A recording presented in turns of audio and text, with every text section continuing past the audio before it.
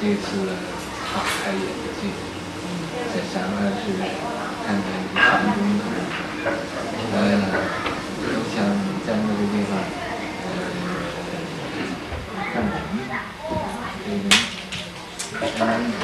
那个像赌钱似的，赌钱呢，争马票一样，所以呢，这是令我，这个知道这个世界真有不可思议的境界。应该那个情景给他们大家讲一下。The master said, I've been in this country for so long, but I've never really observed the campaign tactics of politicians. And I never joined in any other campaign activities. But a few days ago in San Francisco, I was doing... 有多少次了？你有几次了？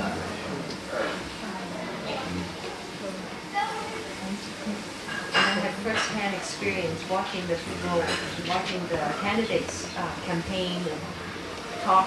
It was Vice President George Bush who was visiting Chinatown in San Francisco, and to watch the mudslinging and the kind of mutual derision and all that was going on, it was like people went into it as though they were entering a lottery race. The whole flavor of gambling just pervaded the entire election system, and it greatly opened up my vision, says the master.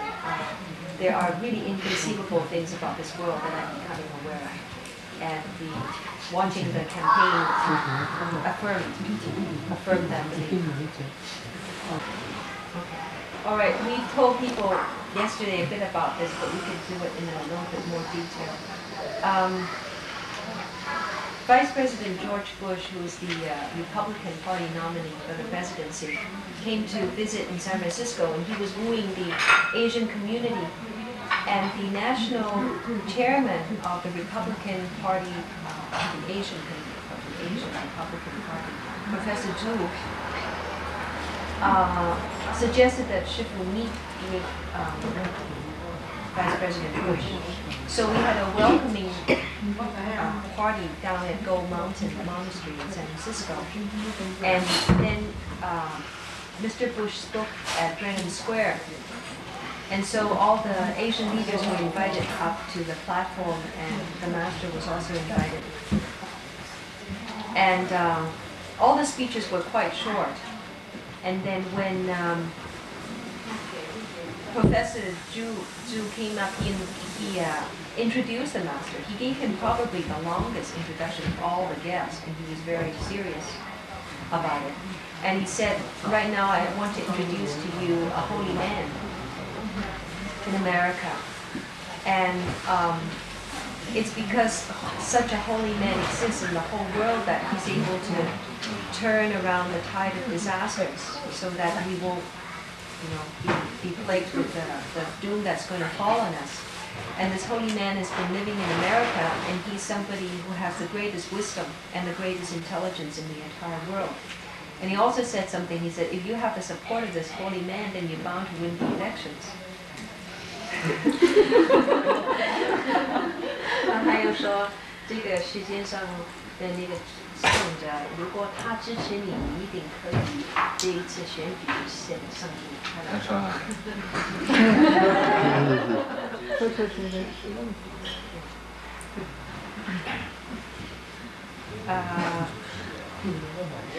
And then the master spoke just very briefly, but he said important words. And he said, all of my Chinese comrades, because mainly they were Chinese people, well, there were lots of Americans too, but there was Asian American.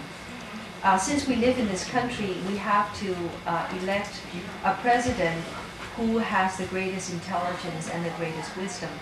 And he also has to be very public and fair, and he has to be unselfish and working for the public good.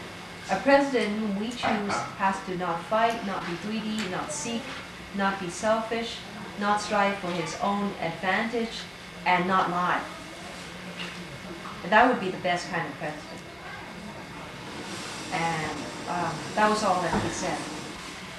But if we could really have a kind of president like that, then the world would have, then the world would be a much better place. OK，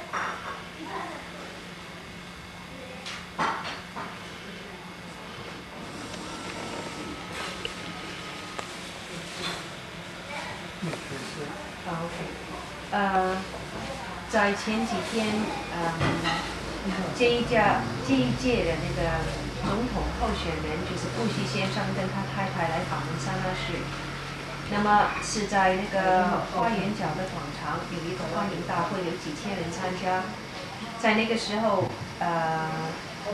也有邀请我们上人，来欢迎布什先生，在那个台上大概有30个华裔的领袖。那么，介绍我们上人的那个是全国共和党那个亚洲的代表，总代表，他叫朱凯文教授。那他介绍呢那个州省长啦，也介绍布什先生啦，但是他也就是悄悄几句，但是他介绍上人就介绍了很久。那他就说。在世界上，现在有一位圣者，就是一位圣人。因为有圣人的存在，所以他可以缓解这个世界的运结，令到世界不会那么坏，要不然世界早就垮了，就没有了。然后说这个圣者是全世界最聪明、最有智慧的一个人。如果他支持这一次的选举的那个人，这个人就一定会胜利的。然后他就上人就讲了几句话，说各位侨胞们，我们住在美国，我们要选择的总统就是要最有聪明、最有智慧，还有大公无私、治政不偏的总统。我们所选择的总统一定要不争、不贪、不求、不自私、不自利、不打妄语的，这就是最佳的人选。那虽然是简短的几句话，但是这个含义是很深的。因为我们在万福城开那个学术会议的时候，有政府官员也在，也有教授，他们就说现在美国的人心都很彷徨，因为梅根总统屡次的那么打妄语，就是对整个国家不负责任，就是撒谎。令到整个美国的人呢都痛心疾首的，也对政府已经完全不信任了。所以上人尤其是最后这一句说不打妄语，这是正中时下的这个能力。如果那个政府官员能不能够做到是一个问题，如果能够做到的，那美国就不会在世界上失去它的信誉。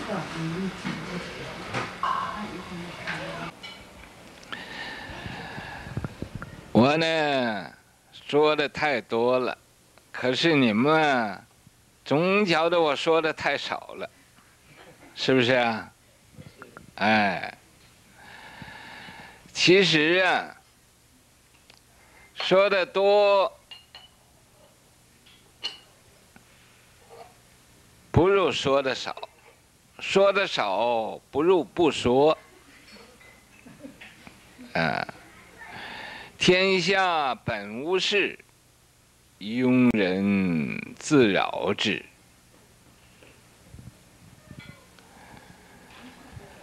咱们都为这个财产名食睡这地狱5条根呢来忙，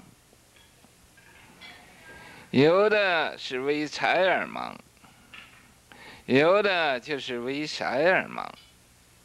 有的为名而忙，有的为吃好东西而忙，有的就为了睡觉去忙去。说睡觉怎么会忙呢？忙了一天就得为了晚上睡觉。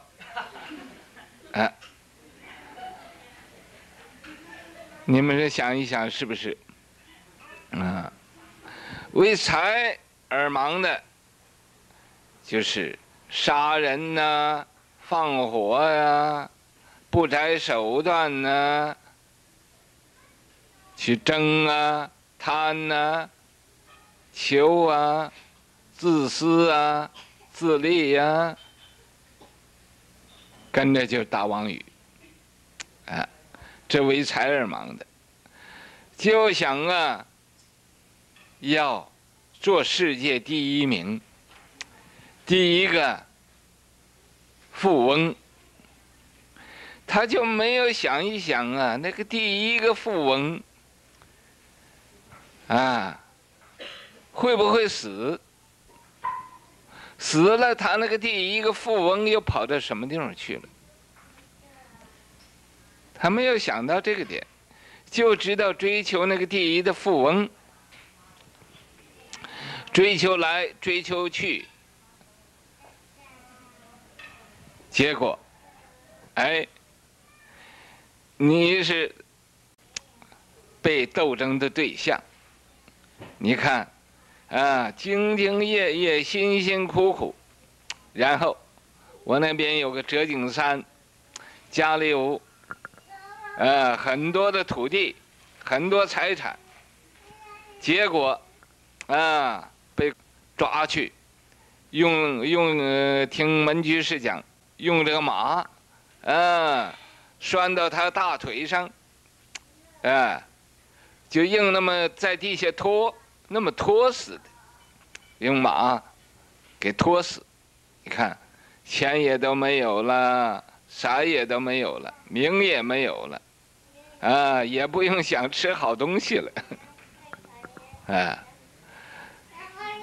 那么结果也没有觉睡了，在那长眠和那个黄沙为伍，和那个泥土去做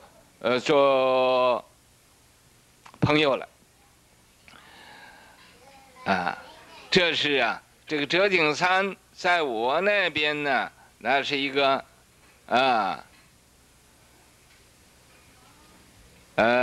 也做一些个善事，可是做的善事不够恶事多，所以就受这种果报。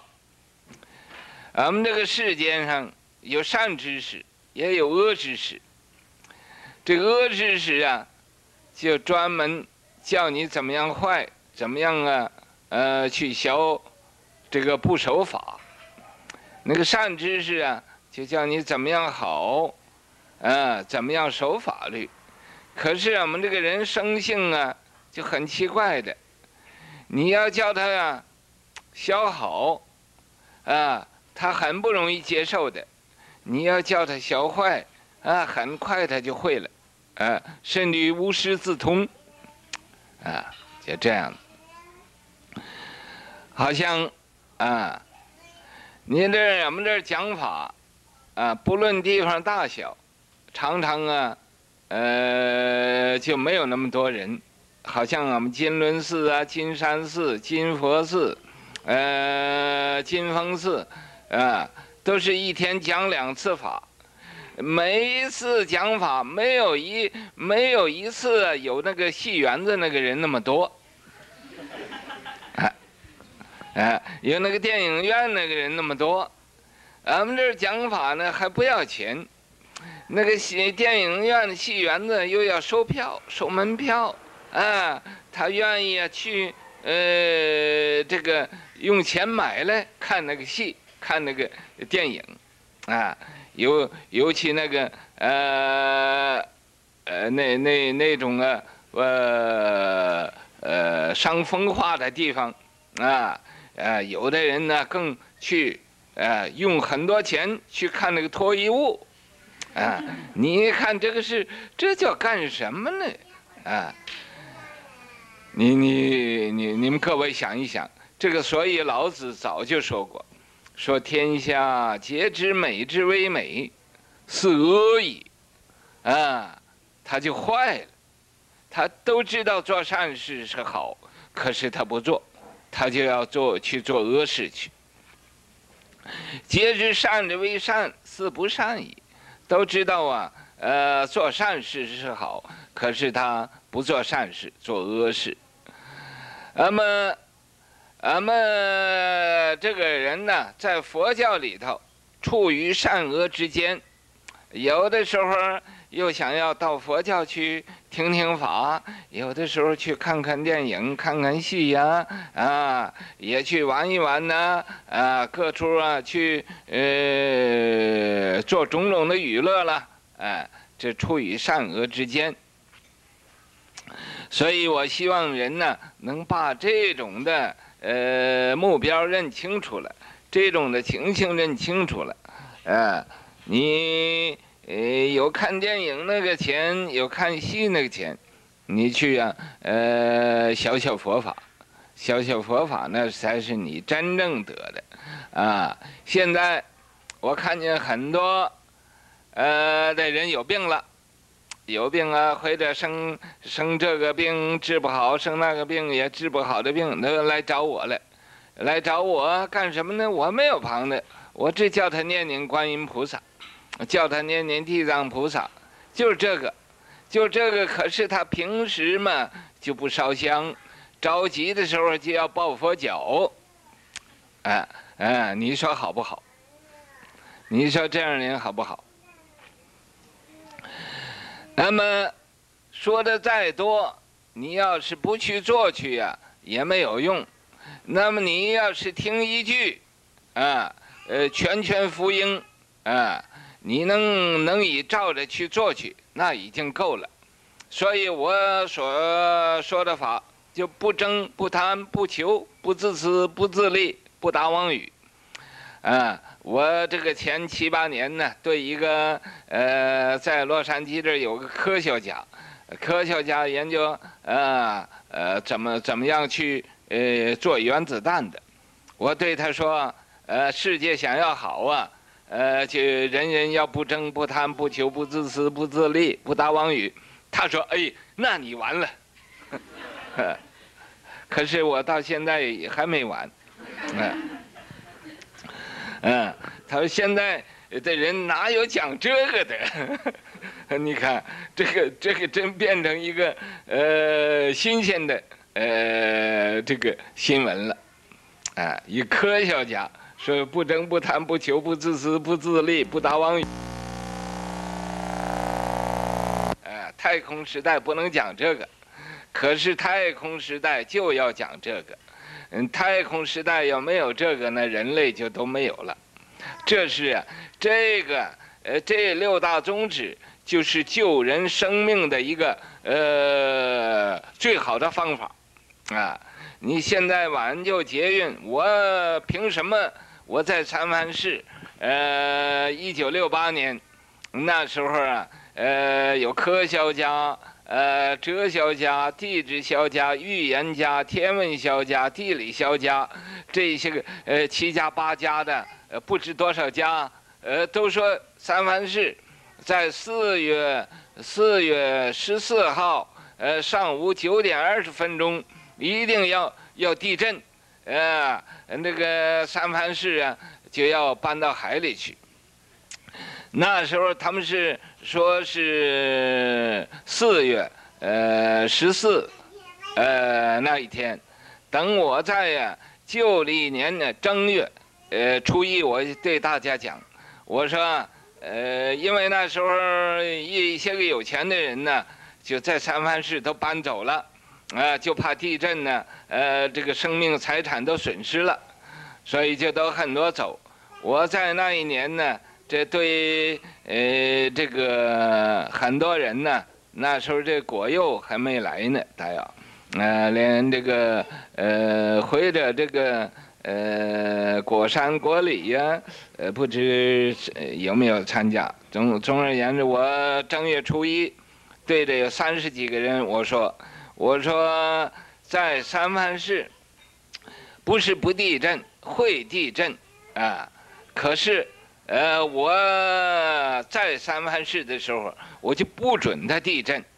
凭什么我不准它地震？我就凭不争不贪不求不自私不自利不打妄语这6大宗旨，我能把这个地震呢可以管得住的我说不是不地震，我是不准它地震。你们要不信，你就等到这个4月14那一天试一试有30多个人都这么听的。果然到4月14也没有地震。那么以后69年也说地震，我也说不地震；70年也说地震，我说不地震。我那时候就好像和这些科学家作战似的。那么他们就说要地震，我就说不地震。那么到68到70、71、72、73、74，到74年，每一年都吵地震，每一年我都告诉大家说不会地震。这是由68年到74年这几年，没有一年不吵地震的。可是每一年呢，我都胜利了，没有地震。当时我说这个地震，大的地震变成小一点的，小的地震变成没有的，还有一年有扫把星，说这个彗星要在有大的灾难，有的人又说这是好，有人又说是坏，那么结果也没有好也没有坏，那个是这都是过去的事情。那么去年是什么时候？洛杉矶这儿地震我叫我一个徒弟，我说你去到那边去买保险去，卖保险。我保险洛杉矶没有大的地震，没有损失。结果我这个徒弟他也不敢来卖，他说政府没有许可呢，不行。所以也没有买这个保险。说这个为什么要说这个？这个就是6大宗旨的力量。你能不争，人能不争不贪不求不自私不自利不打妄语，什么灾难都没有了。这是最灵妙的一个方法。不过你们不懂得用等到生了 cancer 病来找我怎么样子？找我叫你念观音菩萨，那你平时就晓得念观音菩萨，诚心一点，那个 cancer 病也就不会有了嘛。就因为你平时不烧香，着急抱佛脚，我再告诉你们一句，这个 cancer 病是什么原因生的？就是因为你吃肉吃的太多了，吃肉吃太多，现在这个肉类都用一种化学的毒品去养这个畜生，这个畜生吃了这个毒到他的身上。它变成更毒了，更毒等到你一杀它的时候，他这心里有一股怨气，这种怨毒和那个他身上的毒结成一起，然后你吃了到身上就变成会生 cancer。这个是医生所不知道的，医生他们不了解的。这是所以现在要是能吃斋不吃肉。是最好的时候，能讲到这个地方，我想起方才他们提到我们那个中学的第一个学生易瑞华。这个易瑞华这个孩子是很奇怪的，他一生来嘛就很愿意吃糖。愿意吃糖谁也一给他糖，他就高兴的不得了。那么在会说话的时候，我就对他说：“我说你想不想你这个牙保持你这个牙不损失不坏你如果净吃糖将来你这个牙是会坏的。”你吃东西会不香了，你要是想保持你牙好嘛，你就不要吃糖。他听我说这么，他最欢喜吃糖，但是听我这么一说，他以后永远都不吃糖了，永远不吃糖。那么他父亲母亲都吃斋吃斋，他小孩子就觉得他们吃斋很奇怪的，他们父亲母亲就对他说你吃猪啊，将来就会做猪，吃猪肉吃多了，你就和开合股有限公司了，变成猪了。你要吃牛肉嘛，将来就和牛做生意啊，也就变成牛了。吃羊呢也是这样的，会变羊。他就问他爸爸，他爸爸是个教授啊，说是你说吃猪肉变猪，吃牛肉变牛，吃羊肉变羊，那人吃菜会不会变菜呀？他爸爸没有话答复他，不知道怎么样答复他了，就来问我来了，说你看这个小孩子问的这么怪的问题这怎么用，我也都不知道怎么答复他了。我说好，我说为什么人吃猪会变猪，吃牛变牛，吃羊变羊啊？这个是你譬如你吃葱你吃洋葱，你身上就有洋葱味；你吃蒜，你身上就出的汗呢，就有一股汗味；你吃喝牛奶就有一股牛奶味；吃牛油就有个牛油味。这是证明你吃这个东西，你身体也都变成这个东西了。那么因为变成这个东西，你吃的猪肉吃的全身都变成猪肉了，死了当然要去做猪嘛。因为你已经和他做伙计了嘛，做合股开有限公司了嘛。那么所以并且猪马牛羊鸡犬是这个动物它有血有气和你那个身体那个血肉都是一样的，所以你吃它的肉来帮助你这个身体，你久而久之也就和它变成一样了。因为这个，所以就有可能去做这个猪马牛羊这有可能的，不是一定的。可是你吃这个植物植物里头没有血没有气那个动物你吃它，你要杀它的时候，它就想要跑，想要逃。那个植物呢，你想吃的时候，它也没有长腿它也不会跑，所以没有血没有气，你吃了那个只是帮助你的身体不会变歪七扭八的，那么它不会变菜的，这么样子呢，解决它的问题了。最近他又问他爸爸一个问题问什么呢？他说这个树木都有种子才有树木，那最初那棵树木是那个种子从哪地方来的他的父亲又不能答复他，又来问我又来问我，你们各位大也有当教授的然后问我，我说这个天地间的这个众生有12类，12类有的自有化无，有的自无化有。那么有的时候它又变成没有了，有没有的时候又变成有了。所以这个树木当初那棵可能是化生出来的这个这种树木。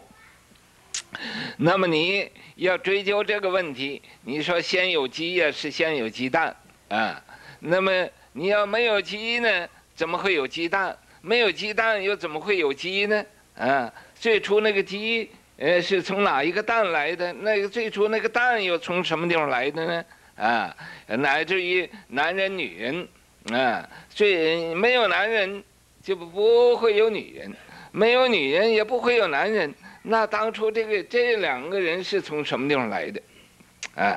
那么这么研究了，他也这个什么没有什么话讲了。所以这个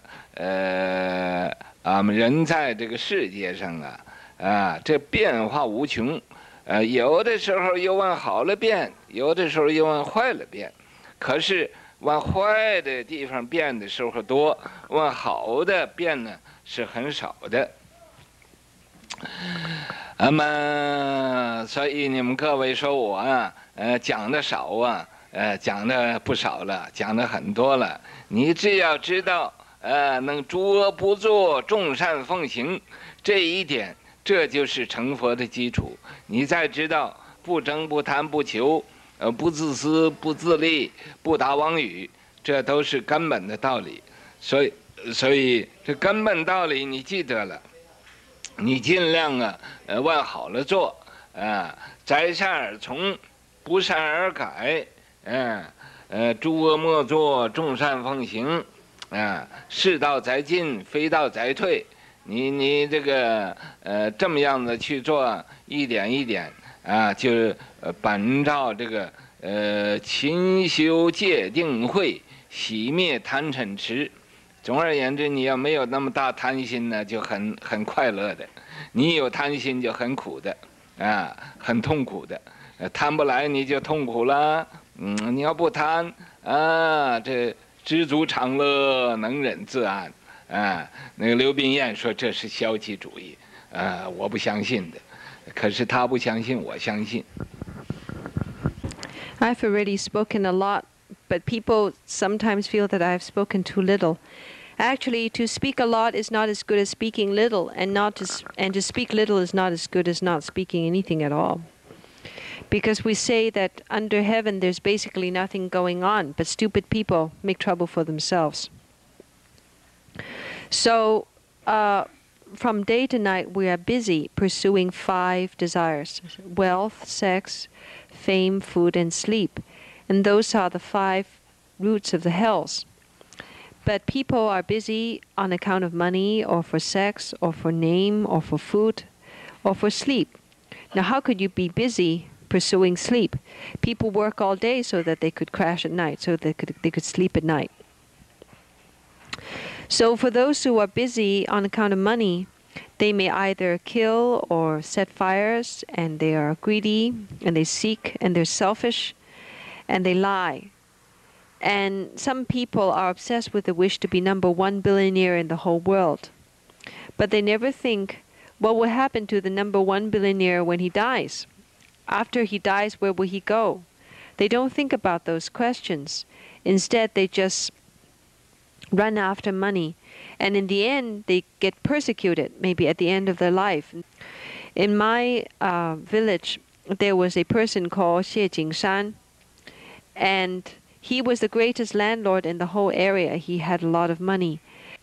They tied his both legs to a horse's legs, and the horse just dragged his body on the ground until he was dragged to death. And so he became a part of the yellow dirt, the dust, and that was how he died. This person also did some good deeds, but his evil deeds outnumbered his good deeds, and therefore he had to undergo that kind of retribution. In this world, there are good knowing advisors and evil advisors. Evil advisors tell you how not to follow the rules, how to be bad. Good advisors teach you about the rules. But people are very strange. If you give them a good piece of advice, they will not take it. If you tell them how to be bad, they don't need to be taught, and they will learn. Just take lecturing the Dharma. At Goat Wheel Monastery, Goat Buddha, Goat Mountain, and Goat Summit, and so forth, every day we have 2 lectures, but no time has the turnout been as large as a theater crowd. People will pay money to go to see a movie. They don't have to pay money to come and listen to the Dharma, but they don't come. Worse still, there are places where burlesque striptease shows are shown, and people pay a lot of money to see that. So what are they doing, basically? Lao Tzu says, because people know what is beautiful to be beautiful, they do what is evil. And because they know what is good to be good, they do what is not good. So very often in Buddhism, people are straddling between good and bad. On the one hand, they want to do good. On the other hand, they are pulled by their desire to do bad. For example, they come to hear the Dharma, and then on the other hand, they like to go and play and have entertainment. So they're always vacillating between good and bad. And I hope you will recognize your situation clearly. If you have money, you should use it for the purpose of studying the Buddha Dharma. Right now, there are a lot of people who are sick, and they come and look for me to help them. All I can teach them is to recite Guan Yin's name or erstwhile Bodhisattva's name. Usually they do not burn incense, and when they're panicking, they grab the Buddha's feet. Would you say that these kind of people will recover or not? So no matter how much I say, if you don't listen to it, it's no use. But if I say just one sentence and you're able to put into practice, then you can benefit. About 7 or 8 years ago, I spoke to a scientist who was doing nuclear research in LA. And I told him, what the world right now needs is the 6 principles of not fighting, not being greedy, not seeking, not being selfish, not seeking self-benefit, and not lying. And when he heard that, he said, oh, you're finished. If you want the 6 principles, you're finished. Well, I'm not finished. I'm still alive. To him, the 6 principles were really outdated, no fashion. They were something that could not be practiced in the space age. But I'm telling you, just because we are in the space age, we need the 6 principles all the more. Because if we didn't have them, the human species will be wiped out. So the 6 principles are the best way to save humankind. In 1968, there were lots of rumors going around that San Francisco was going to have a major earthquake on April 14th at 9:20, and that San Francisco was going to fall into the ocean. Now, lots of rich people, when they heard that, decided they would move away from San Francisco. And on the first day of the Chinese New Year, I told over 30 people, I said, I will not allow the earth to quake. It's not that the case that the earth will not shake on that day, but I just would not allow it. Now, what power do I have to make such a command? It's just because I have always kept the 6 principles. And so later on in the years 1969, 1970, 1971, 72, all the way up to 74, every year there were rumors out that San Francisco was going to fall into the ocean. But every year I assured my people that they were not going to. There was not going to be an earthquake. And I said, if there is supposed to be a large earthquake, then it will become small. And if it's a small earthquake, it will fade into nothing.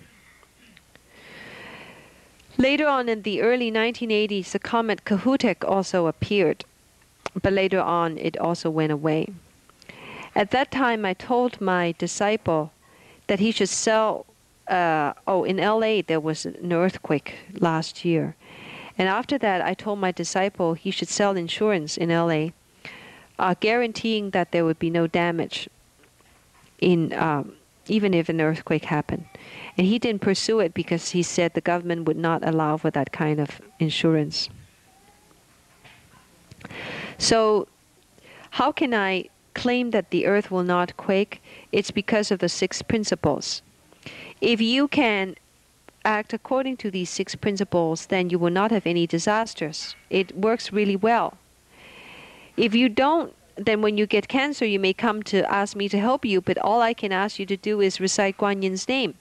If at ordinary times you yourself can recite sincerely, then you wouldn't have the problem. I'll tell you right now why people get cancer. The main reason is because they eat too much meat. Right now, they feed all the animals such as cattle, pigs, chicken, and so forth with a lot of chemical poisons.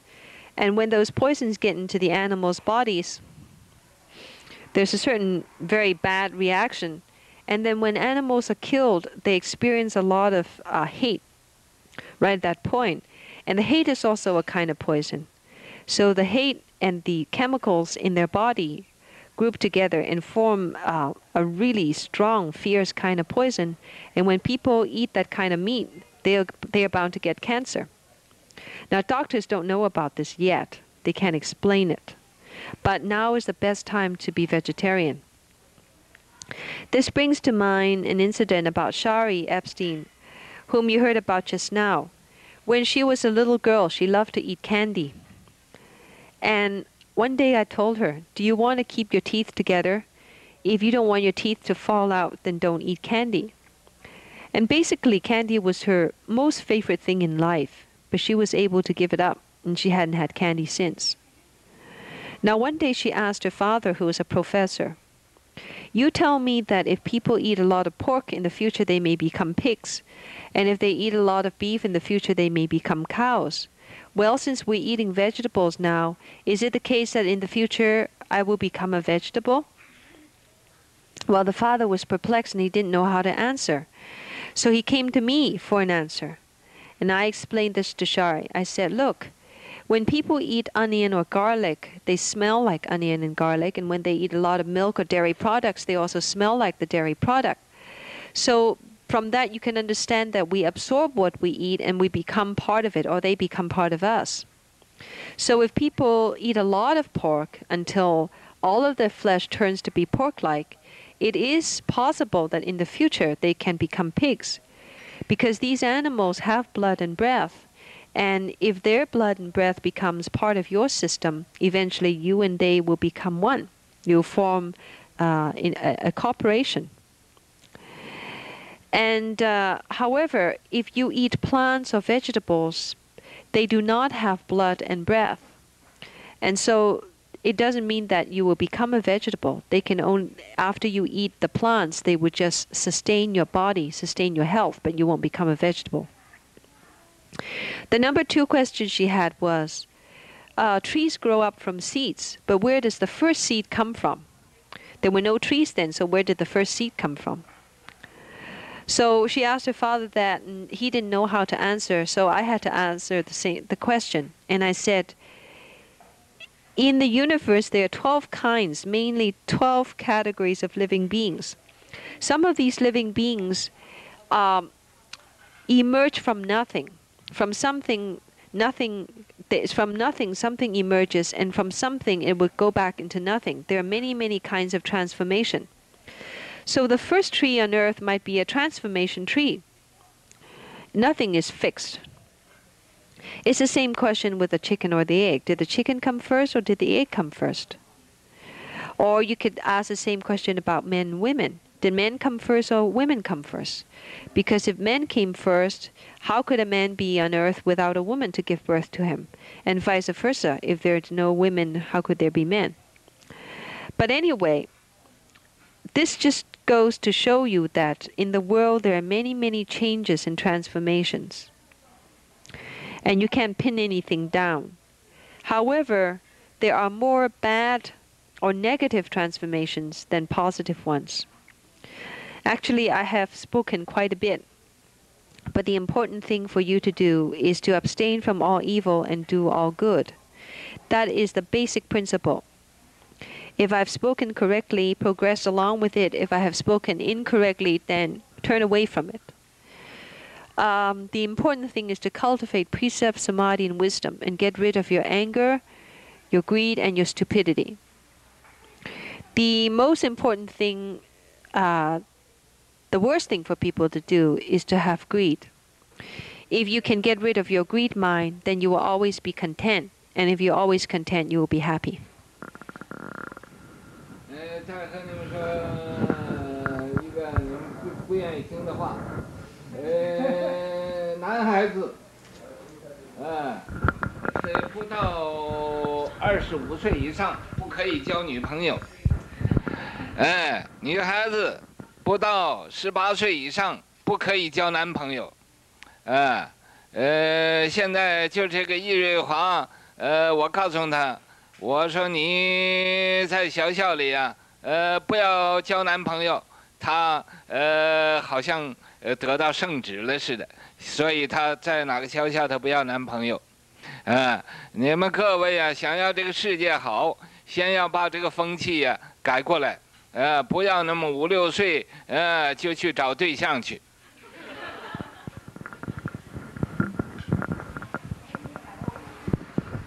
All right, one final thing, and I know you won't like this, but for the young men, until you're 25, you shouldn't go out looking for a girlfriend. And for the young women, until you're 18, you should not go out looking for a boyfriend. I told this to Shari. I said, if you go to school outside, you shouldn't look for a boyfriend because you're so young. And she received it like an imperial edict. So of all the schools that she has already gone to, public schools, she had not looked for boyfriends. She's really serious about it. And this is the way we can change the world. If you want the world to get better, start from yourself. Don't be like people who, by the time they're 5 or 6 years old, start getting boyfriends and girlfriends. You shouldn't be like this. 你要问为什么要立这么个规矩？因为男孩子、女孩子不到18岁、25岁还没长成呢，将来你拿它做种啊，是会别致的，一代不如一代的。And you ask why? It's because before they reach 18 or 25, a young woman and a young man really haven't fully grown, fully matured. And so if they are so young and they already make children, the seeds will not be fully grown. They will be kind of like all crunched up and feeble seeds. And so generation after generation, the human species is going to get worse. It's going to decrease in its caliber and quality. 好像你种那个庄稼，我是一个从能人来的，你种那个庄稼，那个没有长成，你割下来，那个种子一点用都没有了，人也是一样的，大同小异，不过人是有知觉，那个庄稼是没有知觉的。 And since I was a farmer, I can tell you, I speak this principle from the point of view of farming. Before the plants, the crops have really matured, if you cut them, then it's absolutely useless. And it's the same way with people. Until people are fully grown and developed, they should not have their own children. Otherwise, the whole thing is just futile. And the only difference is that plants have no sentient feeling, but people have feeling and awareness. That's the only difference. But the principle works the same way. 有的人心里啊，就嘀嘀咕咕的说：“嘿，这太古老了，那你就快点死了。” So some people are muttering in their thoughts, "Oh, this is really just too old-fashioned." Well, if you think so, then you can quickly die.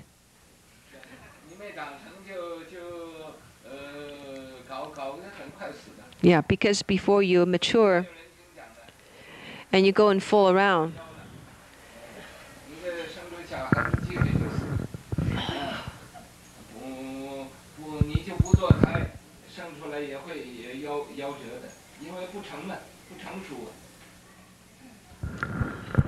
it's because if you yourself aren't even mature and you bring kids into the world, the kids will die prematurely. Even if you don't have an abortion, the kids will still die prematurely because they are not mature. They haven't fully developed.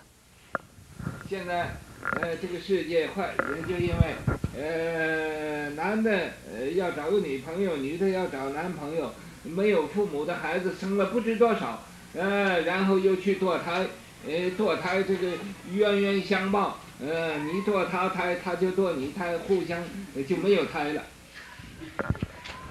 The reason why the world is getting so bad now is because before they grow up, the boys look for girlfriends and the girls look for boyfriends, and then there are a whole bunch of motherless and fatherless kids going around the world now, and single mothers. Too many. And this is really a sad state of affairs. Or people have abortions. And then that causes a vicious cycle, because if you kill a life, then in the future they will do the same to you, and this goes back and forth. And in the end, there will be just no more abortions because there will be no more babies around to kill anymore. 现在同性恋也是这股气形成的，等等啊。it's the same reason leading to homosexuality. So in the end, the human race would just be wiped out. 我再对你们讲，爱死病，就是同性恋造成的，也就是由这个堕的。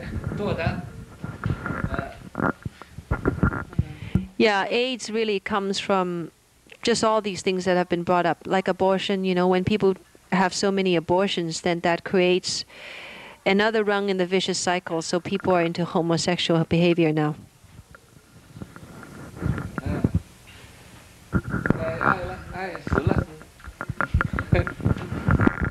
爱死，谁也都不要活着了，这个你看，这个名词，起的也真是恰到好处。我最后一句，这个讲什么？最后一句 ？Can you? 爱死的这个名词用的恰到好处。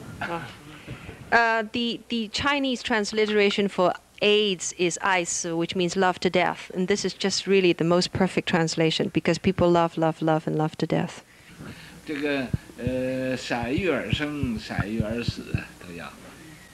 People are born from desire, and so they die with desire too.